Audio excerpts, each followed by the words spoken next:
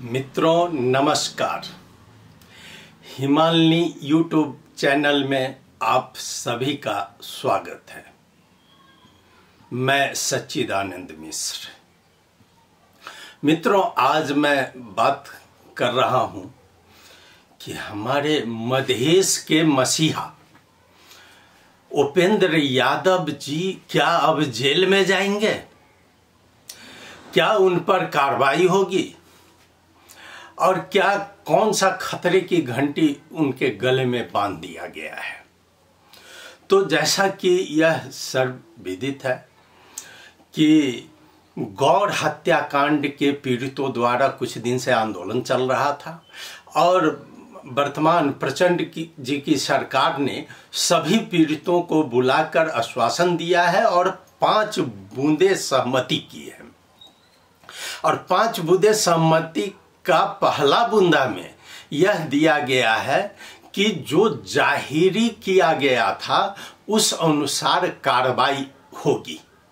अब ये कार्रवाई क्या है मैं आपको बताता हूं कि उपेंद्र जी मधेसी जन अधिकार फोरम के अध्यक्ष थे और उसी समय गौर हत्याकांड हुई थी। और गौर हत्याकांड में बताया जा रहा है कि उसमें 27 लोगों को मार दिया गया था। मुख्य रूप से उनका कत्ल ही हुआ था और यह 17 वर्ष पहले की बात है। तो अब देखिए कि सरकार 17 वर्ष पहले का गड़ा हुआ मुर्दा को उखाड़ने की कोशिश कर रही है। हाँ, पीड़ितों के साथ न्याय होना चाहिए, लेकिन वो दोनों पीड़ितों के साथ, क्योंकि अभी माओवादी सत्ता में है, इसलिए वो माओवादी का जो मरे थे सभी माओवादी के थे, इसलिए माओवादियों ने आंदोलन करके प्रचंड जी को झुकाकर और ये 5 बूंदे सहमति की है। अब आइए मैं थोड़ा उपेंद्र जी की बात कर रहा हूं। उपेंद्र जी जेल में जाएंगे तो आप देखा जा सकता है कि उपेंद्र जी जेल में जा सकते हैं।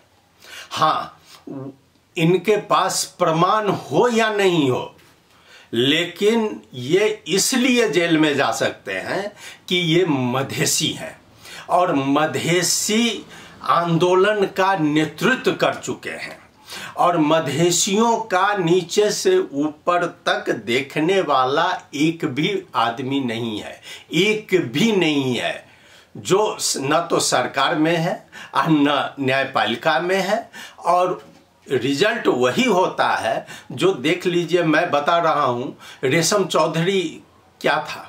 रेशम चौधरी उस हत्याकांड में संलग्न नहीं था। रेशम चौधरी जुलूस में भी नहीं थे।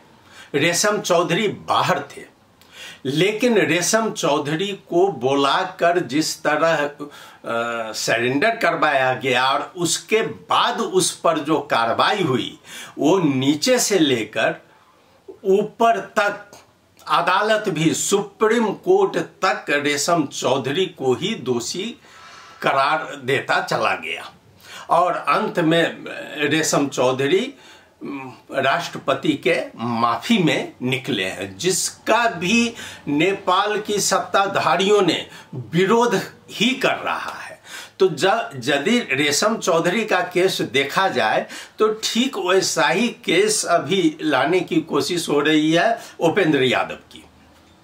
उपेंद्र यादव जी गौर हत्याकांड जो हुआ था, गौर हत्याकांड में थे नहीं, वहां वो बाहर थे, लेकिन गौर हत्याकांड के आरोपियों ने जो वहां पर जाहिरी किया है उसमें 1 नंबर में उपेंद्र यादव जी का नाम है। कहा जाता है कि एक आयोग भी बना है, वह आयोग भी उसमें लिखे हुए है कि उपेंद्र जी 1 नंबर में, यानी कि गोली पहले चली फोरम के तरफ से। दरअसल गोली से ज्यादा वहां तो फट्टा और लाठी की लड़ाई थी और उसमें किसकी गलती है यह अभी तक ये लोग छिपा रहे हैं। दोनों माओवादियों की और फोरम की सभा एक ही जगह थी और ये जबरदस्ती रखा गया था। और उस समय मधेश आंदोलन चरम पर था।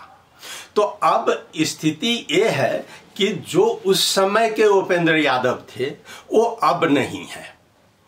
उपेंद्र यादव मधेश का आंदोलन करके वो मधेश का मसीहा बन गए, लेकिन मधेश के मुद्दा को भूल गए।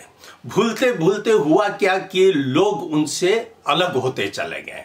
हाँ, संख्यात्मक दृष्टिकोण से अभी भी उपेंद्र जी की पार्टी सबसे ऊपर है, संख्या उनके पास है, मध्य प्रदेश की सरकार भी उन्हीं का है। लेकिन साहब, मध्य प्रदेश की सरकार से नहीं होती है। आपको मधेश को तो कितने टुकड़ों में विभाजित कर दिया गया है, और जब आप टुकड़ों में विभाजित हुए हैं तो वहीं पर आप कमजोर हो गए हैं। उपेंद्र जी इसको नहीं समझे। उपेंद्र जी मधेश मुद्दा को भूलते गए और वो सत्ता के करीब होते चले गए। जो भी सत्ता आए उनके लिए ज्यादा दूरी नहीं थी। हाँ, उन पर आरोप, बहुत चीज का आरोप है कि वो चाइना से भी नजदीक हो गए हैं, मधेशियों की दूरी बढ़ती गई। तो अब कुछ लोग उपेंद्र जी के साथ है जो बड़ा जमात लेकर उनमें है, लेकिन सत्ताधारियों ने क्या किया कि मधेशी पार्टी को टुकड़ा टुकड़ा में बांट दिया। नई नई पार्टी जो जन्म कर आई, अब वो आगे बढ़ रही है, और वो आगे इसलिए बढ़ रही है कि वो मधेश मुद्दा को कमजोर कर रही है। और जैसे ही मधेश मुद्दा कमजोर हो रहा है वैसे ही उपेंद्र यादव कमजोर हो रहे हैं। तो आज जो छटपटाहट उपेंद्र यादव जी में लगी है, जो 5 मुद्दे सहमति जो सरकार की है, इसमें उनकी जो छटपटाहट है वो जायज है, चूंकि उनके गले में खतरे की घंटी बांध दी गई है। वो आज हो या कल हो, लेकिन उपेंद्र यादव पर ये घंटी बजती रहेगी और उपेंद्र यादव इसमें झूमते रहेंगे। और इससे बचने का उपाय जो है अभी उपेंद्र यादव को नहीं है। हाँ, ये सत्ता में है, ये दौड़ के गए हैं देवपा जी के पास, ये दौड़ के प्रचंड जी के पास गए हैं, दोनों जगह अपनी आपत्ति दर्ज कराई है, लेकिन उस आपत्ति से ये ठहर जाएगा। जो पीड़ित आज वहां पर बढ़ रहा है, जो माओवादी की पीड़ित है, वो तो अभी भी है, और जो उनको लेकर आगे बढ़ा रहे हैं वो भी अभी मौजूद है। वो कहां से छोड़ेंगे? आज आप दिखा रहे हैं, आज आपके नेता हैं, यहां तक कि आपके पार्टी के लोग जो बोल रहे हैं वो भी उपेंद्र जी के कारण अपनी आवाज तो दे रहे हैं, लेकिन उनके पार्टी में भी वो लोग चाह रहे हैं कि उपेंद्र जी जल्दी से जल्दी हटे और उपेंद्र जी की गिरफ्तारी हो जाए, चाहे एक ठो पद खाली हो जाए या नेता हटे तो दूसरा आदमी आवे। ये है ही जो कि आपका मंत्रिमंडल भी जो बना है उससे भी लग रहा है। ठीक वही कारण है जो आज उपेंद्र जी कमजोर हो रहे हैं, और उपेंद्र जी को एक ठो निर्णय होते ही उनको चारों तरफ ओली के पास भी दौड़ना पड़ा, देवपा जी के पास भी दौड़ना पड़ा, और प्रचंड जी के पास भी दौड़ना पड़ा। और जो काठमांडू में लोग थे उनके कार्यकारिणी की, उसकी आपातकालीन बैठक बुलानी पड़ी और उसमें यह रखना पड़ा। अब रौतहट में की जो घटना है, उस घटना में बताया जा रहा है कि 2063 चैत्र 7 गते और राइस मिल के पास मधेशी जन अधिकार फोरम का अपना बैठक रखा था। बैठक माने आम सभा। ठीक उसी जगह माओवादी, उस समय माओवादी भी वैसे ही दहशत फैलता था माओवादी के नाम से, तो माओवादियों ने YCL को लाकर अपनी सभा करना शुरू कर दिया। YCL क्या कहाँ थे? तो रौतहट गौर के ज्यादा लोग नहीं थे, वो बाहर से ट्रक से लाकर YCL को रखा गया, लेकिन मरते समय वहां गौर के भी लोग मरे। लेकिन यही देखते देखते कहा जाता है कि पहला ढूंगा पत्थर फेंका गया, कोई YCL वाला फेंक दिया। हालांकि रिपोर्ट में ये दिखा रहे हैं, जो यहाँ की कमेटी बनी थी वो बता रहे हैं जो गोली फोरम के तरफ से चली, लेकिन अब यह क्या है सच्चाई इसको तो कहा नहीं जा सकता है। लेकिन उस समय फोरम के तरफ से नहीं, वो फोरम नहीं था, वो मधेश का आंदोलन था और मधेश की भावना थी। भावना यह नहीं थी कि हम YCL और माओवादियों को मारे, भावना यह थी कि हम मधेश का आम सभा करें और उस आम सभा में सरकार का विरोध करें, जिसका नतीजा दूसरे तरीके से आपके सामने है। मैं उसमें कहा जाता है, जो एक रिपोर्ट दिया गया है उसमें भूपेंद्र यादव जी को दोषी करार दिया गया है और उसके साथ साथ 64 लोगों को भी दोषी करार दिया गया है। तो अब ये 64 लोगों का तो उसी में है रिपोर्ट में, लेकिन वो 64 के अतिरिक्त भी बहुत सारी उजड़ी वहाँ पर दर्ज कराई गई है। मैं आपको कुछ यहाँ बताता हूँ। जो बताया गया है कि भूपेंद्र जी कल देवबा से मिले और उसके बाद अध्यक्ष से भी मिले, तो और उसके बाद जो बलुआटार के से जो जानकारी मिली है उसमें वो कहा गया है कि भूपेंद्र जी थोड़ा ज़्यादा छटपटाहट में थे कि इससे कहीं उनको समस्या न हो, इसलिए भूपेंद्र जी प्रचंड जी से मिले। लेकिन बलुआटार के सूत्र यही कह रहे हैं कि इसमें भूपेंद्र जी को किन नेपाली में किन आतिनु पर्यो, माने उसमें उनको क्यों परेशानी हो रही है भूपेंद्र जी को। चूंकि पीड़ित जब आंदोलन कर रहा था तो उस आंदोलन को तो बुलाया ही जाएगा समझौता करने के लिए, ये प्रचंड जी का जवाब था उनके नज़दीकी बलुआटार से दिया गया था, जो प्रधानमंत्री का निवास है। जो हम पीड़ितों को लाकर जब उसका सुनवाई नहीं करेंगे तो कौन सुनवाई करेगा, ये बलुआटार का कहना है। तो ये कहना भी भूपेंद्र जी के समर्थन में नहीं है, इसका अंदाजा यही लगाया जा रहा है। दूसरी बात यह है कि भूपेंद्र जी जो वहाँ पर रखे उसमें जो 5 बूंदे या 7 बूंदे सहमति हुई थी पीड़ितों के साथ, उसमें सबसे 1 नंबर में जो सहमति हुई है वह सहमति इनके खिलाफ है, भूपेंद्र जी के खिलाफ है। जो 1 नंबर सहमति बुंदा माँ उक्त घटना को विषय में तत्समय में दर्ता भय का जाहेरी समेत लाई छानबीन र अनुसंधान गरी तथ्य प्रमाण का आधार में दोषी लाई कानून बमोजिम कार्रवाई प्रक्रिया अघि बढ़ाई ने उल्लेख छ।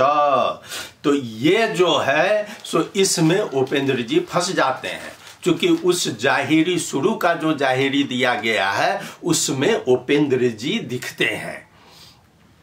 दरअसल ये सब जो सहमति है, चाहे विरोध हो रहा है, वास्तव में अगर देखा जाए तो पीड़ितों वो अपना मांग के लिए नहीं है, वहाँ शहीद स्मारक बनाए, शहीद को दे, वो सब चीज तो मिलेगा ही, लेकिन इसके पीछे एक ही रहस्य छिपा हुआ है, जो किसी तरह भूपेंद्र यादव को डैमेज किया जाए और भूपेंद्र यादव को झुकाया जाए या उनको अपने कैप्चर में के रखा जाए। आइए, मैं माओवादी के एक बड़े नेता हैं मातृका प्रसाद यादव, जो कई बार मिनिस्टर रह चुके हैं और वो माओवादी को लेकर आगे बढ़ रहे हैं।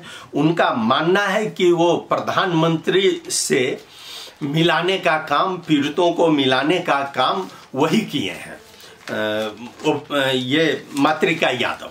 और वो बार बार यही बात दोहरा रहे हैं अभी भी कि भूपेंद्र जी को इसमें परेशानी की क्या बात है।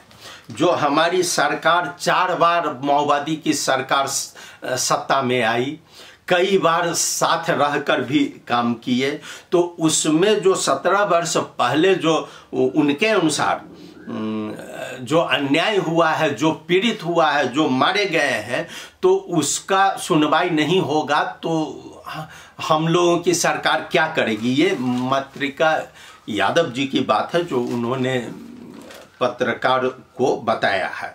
उनका मानना है कि 17 वर्ष में माओवादी ले 4 पटक सरकार का नेतृत्व गर्नु का साथ 3 बटा बाहेक अन्य सरकार में सहभागी हुँदा समेत गौर हत्याकांड बारे अनुसंधान अघि बढाउन नसक्नु विडम्बना भएको उनले बताए।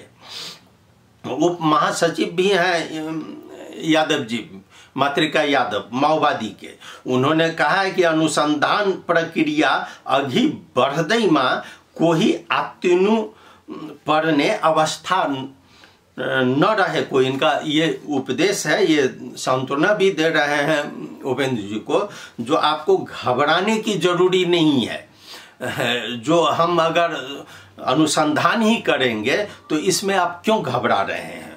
तो उनका ये भी मानना है कि आरोप त हाम्रै पार्टीका अध्यक्ष दाहालमाथि लाग्ने गरेका छन् कि केही फरक पर्दैन। उनले भने गौर हत्याकाण्डमा उपेंद्र जी दोषी हुनुहुन्न भने किन आत्तिने। ये उपेंद्र जी पर या तो कटाक्ष कहा जाए या सांत्वना कहा जाए, ये मातृका यादव जी का कहना है।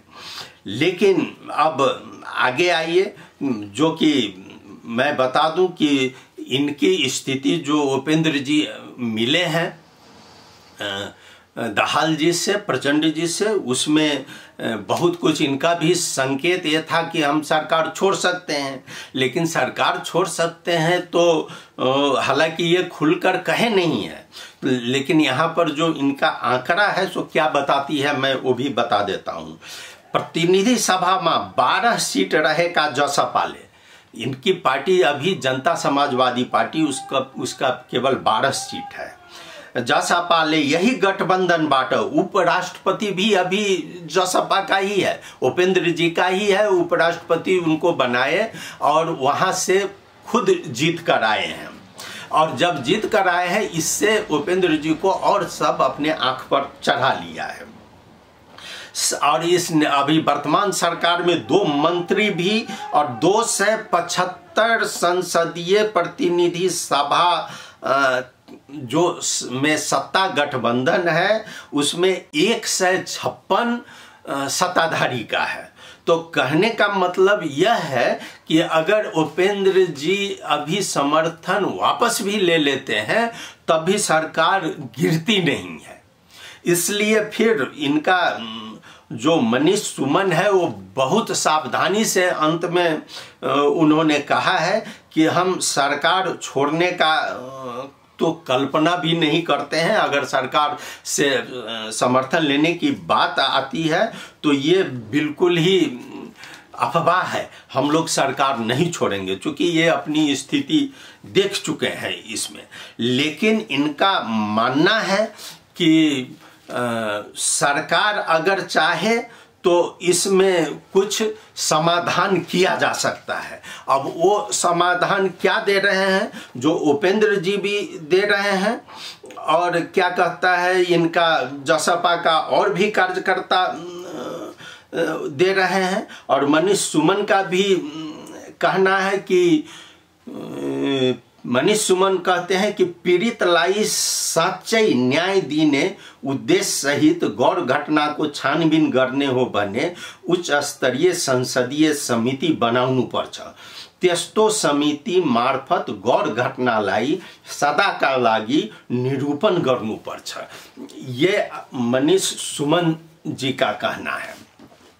मित्रों, इनके साथ उपेंद्र जी के साथ काफी दिनों तक बाबूराम भट्टराई जी भी थे। अब बाबूराम भट्टराई जो पूर्व प्रधानमंत्री हैं, वो उपेंद्र जी के पार्टी में गए थे, इन लोगों ने मिलकर बनाया। अभी बाबूराम भट्टराई जी इनसे अलग हो गए हैं और वो पूर्व प्रधानमंत्री तो आते ही हैं। उस समय बाबूराम भट्टराई माओवादी के नेतृत्वकर्ता में थे। प्रचंड जी के बाद इन्हीं का नाम है। लेकिन जैसे ही ये समझौता हुई है तो बाबूराम भट्टराई जी क्या कहते हैं वो आप सुनिए। इनके साथ वो है अभी नेपाल समाजवादी पार्टी के अध्यक्ष पूर्व प्रधानमंत्री बाबूराम भट्टराई वो बता रहे हैं कि हम चाह कर भी गौर हत्याकांड के बारे में न्याय नहीं दिला सके। उन्होंने ट्वीट किया है कि शांति प्रक्रिया र संविधान निर्माण को विशिष्ट कालखंड में हामीले चाहेर पनि गौर हत्याकांड बारे केही गर्न नसकेकोमा आत्मालोचित छौं। अब देखिए, आत्म आलोचित छौ उन्होंने चर्चा की है। बुधवार सरकार र गौर हत्याकांड पीड़ित संघर्ष समिति बीच 27 जना को ज्यान जाने गरी 17 वर्ष अघि भएको हत्याकांड को अनुसंधान गरी दोषीलाई कारवाही गर्ने सहमति भएको छ। इसी पर भट्टराई जी लिखते हैं, गौर हत्याकांड को आंतरिक र वाम जरो न खोतलिकन र सत्ताको अंक गणित भन्दा माथि नउठिकन यसबारे पीडित आन्दोलनकारीहरूलाई पटक पटक फोस्रा आश्वासन दिनुको कुनै अर्थ हुन्न।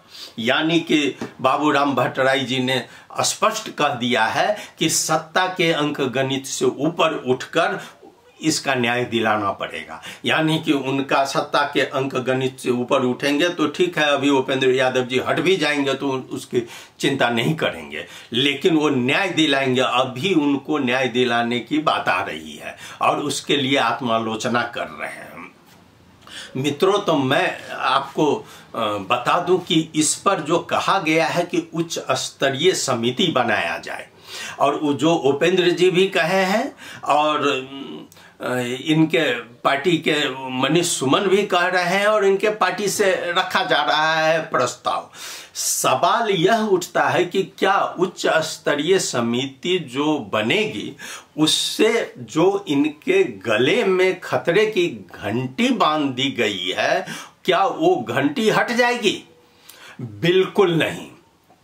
आप जितना भी उच्च स्तरीय समिति बना लीजिए, गौर हत्याकांड को अभी आप थोड़ा सा दबा के रख देंगे, लेकिन जो गौर हत्याकांड के पीछे है वो नहीं छोड़ेगा। उसके बाद में फिर उसका आंदोलन शुरू हो जाएगा और वो भी मांग करेगा कि एक और उच्च स्तरीय समिति बनाओ। जब उसकी सरकार आएगी तो वो और उच्च स्तरीय समिति बनाएगी, और वो उच्च स्तरीय समिति जब बनेगी तो फिर वह घंटी जो है वहां पर बजेगी ही आपके गले में। तो आप एक प्रकार से फंसे हुए हैं, तो आपने किया है और उसका फल है। अब कहा जाता है कि बोया पेड़ बबूल का आम कहाँ से होए। तो सवाल है कि मधेसी एकता को और मधेसी भावना को कमजोर करके आपने विभिन्न पार्टियों में बंटने दिया है मधेसियों को, और मधेसी मुद्दा को आपने गौण करवाया है, और उसके बाद में जैसे सत्ता जो सर्वोपरि है, कुर्सी सर्वोपरि है, उसके नजदीक आप गए हैं। तो उसके नजदीक अगर रहिएगा तो आज सत्ताधारी जिसके नजदीक है वही ये घंटी बजा रही है। तो दूसरे की तो बात ही छोड़ दीजिए, दूसरे को तो गौर में भेज दिया गया है जो आपके विरुद्ध लग रहा है। हाँ, इसके पीछे लोगों का नाम आ रहा है, गौर के नेता हैं, इनके माओवादी के पुराने नेता प्रभु शाह का भी नाम आ रहा है, और निश्चित रूप से उनका बैकिंग है उसमें पीड़ितों के पक्ष। पीड़ित अगर रहेगा तो आपके खिलाफ कोई भी उस पीड़ित को उछालेगा ही, और वो आपके खिलाफ। इसका एक ही उपाय है उपेंद्र साहब, मधेसियों का संगठन। मधेसी मुद्दा को सर्वोपरि बनाइए। जो मुद्दा को आप कमजोर कर दिए हैं, मधेश की मुद्दा को, उसको आप मजबूत कीजिए। आप उपेंद्र यादव अभी 1 नंबर में है, मधेश में अभी भी लोग मानता है उपेंद्र यादव को। महोदय, सत्ता से थोड़ा दूर रहिए, कुर्सी से दूर रहना सीखिए। और मुद्दा को आगे कीजिए। आपका संगठन मजबूत होगा तो आपका ये पीड़ित का ये खतरे की घंटी कभी नहीं बजेगी। और मधेश के मुद्दा को अगर कमजोर कीजिएगा, मधेश को अगर विभाजित कीजिएगा, तो ये घंटी आपके गले में है। जो सरकार में आएगी वह वो घंटी बजाएगी और आपको सावधान करेगी। मित्रों, मैंने आज इतना आपके समक्ष रखा। हाँ, मैं जो मातृका बाबू इसमें बोले हैं और जो प्रभु साहब का नाम आ रहा है, तो इन लोगों का भी मधेश प्रेम कितना है, इस पर मैं दूसरा वीडियो में चर्चा करूंगा। और मैं देखता हूं कि इनकी मधेसी के प्रति स्नेह कहां तक है, या मधेश मोह है, या मातृका यादव खुद कई बार मंत्री बन चुके हैं और 3-4 बार तो स्वयं प्रभु शाह भी बन चुके हैं। तो मधेश आज गौड़ में उनकी स्थिति मजबूत है, लेकिन मधेश मुद्दा अगर उठेगी तो सबसे हिसाब किताब लिया जाएगा। मित्रों, मैंने यह वीडियो आपके समक्ष प्रस्तुत किया। आपको कैसा लगा आप जरूर अपनी प्रतिक्रिया कमेंट बॉक्स में भेजें। आपने सुना, बहुत बहुत धन्यवाद, आभार आपके प्रति, नमस्कार।